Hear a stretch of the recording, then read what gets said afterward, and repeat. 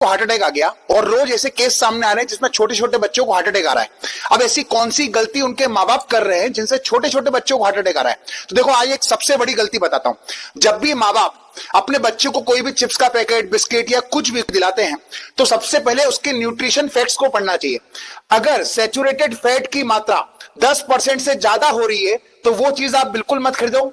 और अगर trans fat की मात्रा 1% भी हो रही है, मतलब 0% होनी चाहिए, ये तो बिल्कुल होना ही नहीं चाहिए, क्योंकि ये दोनों फैट बैड कोलेस्ट्रॉल की मात्रा को बढ़ाने का काम करते हैं, जिससे बच्चों को हार्ट अटैक आ रहा है। और इस बात को हर माँ बाप तक पहुंचाना आपका काम है। 7 साल की एक छोटी सी बच्ची को हार्ट अटैक आ गया और रोज ऐसे केस सामने आ रहे हैं जिसमें छोटे छोटे बच्चों को हार्ट अटैक आ रहा है। अब ऐसी कौन सी गलती उनके माँ बाप कर रहे हैं जिनसे छोटे छोटे बच्चों को हार्ट अटैक आ रहा है? तो देखो, आज एक सबसे बड़ी गलती बताता हूं। जब भी माँ बाप अपने बच्चों को कोई भी चिप्स का पैकेट, बिस्किट या कुछ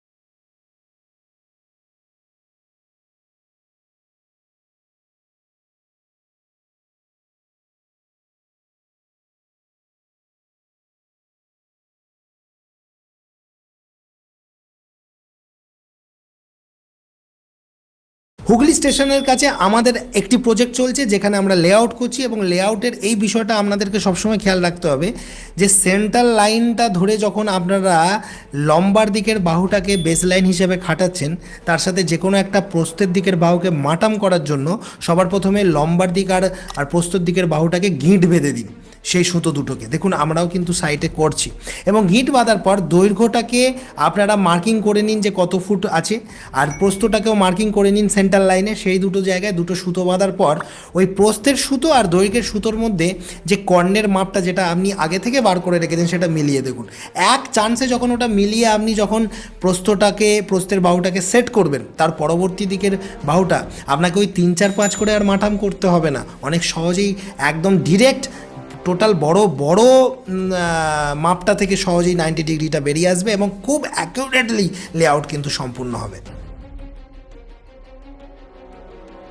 হুগলি স্টেশনের কাছে আমাদের একটি প্রজেক্ট চলছে যেখানে আমরা লেআউট করছি, এবং লেআউটের এই বিষয়টা আপনাদেরকে সবসময় খেয়াল রাখতে হবে যে সেন্ট্রাল লাইনটা ধরে যখন আপনারা লম্বার দিকের বাহুটাকে বেস লাইন হিসেবে খাটাচ্ছেন, তার সাথে যে কোনো একটা প্রস্থের দিকের বাহুকে মাটাম করার জন্য সবার প্রথমে লম্বার দিক আর প্রস্থর দিকের বাহুটাকে গিঁট বেঁধে দিন সেই সুতো দুটোকে। দেখুন আমরাও কিন্তু সাইটে করছি, এবং গিঁট বাঁধার পর দৈর্ঘ্যটাকে আপনারা মার্কিং করে নিন যে কত ফুট আছে, আর প্রস্থটাকেও মার্কিং করে নিন সেন্টার লাইনে। সেই দুটো জায়গায় দুটো সুতো বাঁধার পর ওই প্রস্থের সুতো আর দৈর্ঘ্যের সুতোর মধ্যে যে কর্ণের মাপটা যেটা আপনি আগে থেকে বার করে রেখেছেন সেটা মিলিয়ে দেখুন। এক চান্সে যখন ওটা মিলিয়ে আপনি যখন প্রস্থের जय श्री राम। क्या आप शिवजी श्री कृष्ण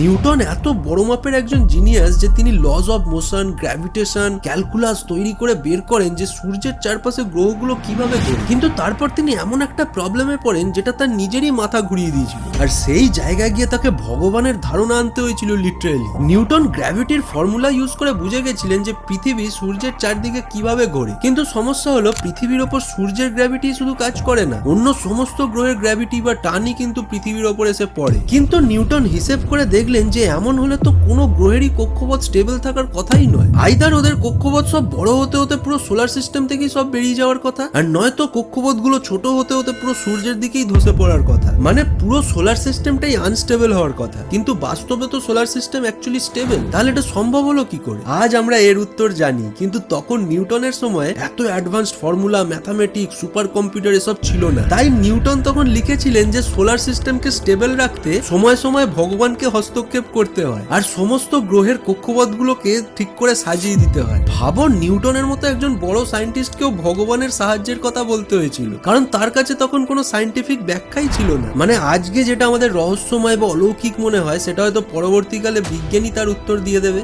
নিউটন এত বড় মাপের একজন জিনিয়াস যে তিনি lodge of motion, gravitation, calculus তৈরি করে বের করেন যে সূর্যের চারপাশে গ্রহগুলো কিভাবে ঘোরে। কিন্তু তারপর তিনি এমন একটা প্রবলেমে পড়েন যেটা তার নিজেরই মাথা ঘুরিয়ে দিয়েছিল, আর সেই জায়গায় গিয়ে তাকে ভগবানের ধারণা আনতে হয়েছিল লিটারেলি। নিউটন গ্র্যাভিটির ফর্মুলা ইউজ করে বুঝে গেছিলেন যে পৃথিবী সূর্যের চারদিকে কিভাবে ঘোরে, কিন্তু সমস্যা হলো পৃথিবীর ওপর সূর্যের গ্র্যাভিটি শুধু কাজ করে না, অন্য সমস্ত গ্রহের গ্র্যাভিটি বা টানই কিন্তু পৃথিবীর ওপর এসে পড়ে। কিন্তু নিউটন হিসেব করে দেখলেন যে এমন হলে তো কোনো গ্রহেরই কক্ষপথ স্টেবল থাকার কথাই নয়। আইদার ওদের কক্ষপথ সব বড় হতে হতে পুরো সোলার সিস্টেম থেকেই সব বেরিয়ে যাওয়ার কথা, আর নয়তো কক্ষপথগুলো ছোট হতে হতে পুরো সূর্যের দিকেই ধসে পড়ার কথা। মানে পুরো সোলার সিস্টেমটাই আনস্টেবল হওয়ার কথা, কিন্তু বাস্তবে তো সোলার সিস্টেম অ্যাকচুয়ালি স্টেবল। তাহলে এটা সম্ভব হলো কি করে? আজ আমরা এর উত্তর জানি, কিন্তু তখন নিউটনের সময় এত advanced formula, mathematics, super computer এসব ছিল না। তাই নিউটন তখন লিখেছিলেন যে সোলার সিস্টেমকে স্টেবল রাখতে সময় সময় ভগবানকে হস্তক্ষেপ করতে হয়, আর সমস্ত গ্রহের কক্ষপথগুলোকে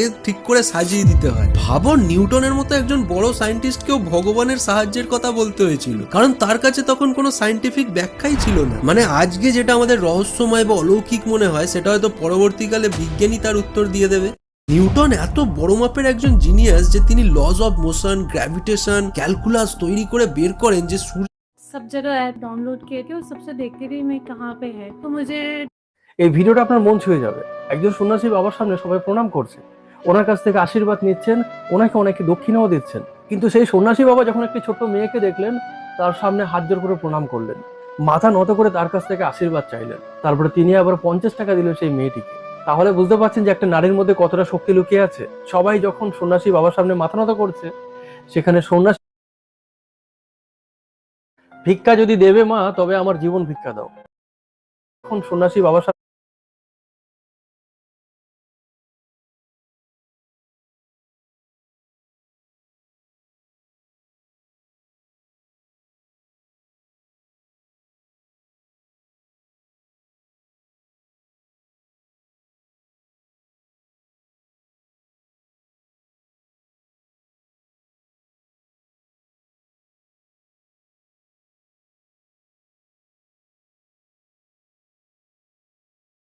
महाशिवरात्रि